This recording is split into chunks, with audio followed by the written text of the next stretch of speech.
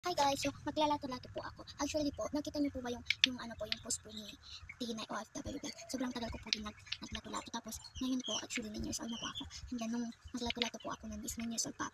Ay, 8 years old pa po ata ako. And yung nagbigay po to sa akin is yung tito ko, yung kapatid ni mama, or yung anak ni lola ko. So try na natin guys. May incluyer na nga. At kung anong kababae. Filipino. Yan. Ay, po sila. Ang post kayo. I have to check your videos. Yan po. Yan. Hindi ko na po alam maglato-lato pero mga 3 seconds lang ata po yung kaya. Dalawa lang po yung kaya. Ito po kasi yung sanay na sanay po ako maglato-lato.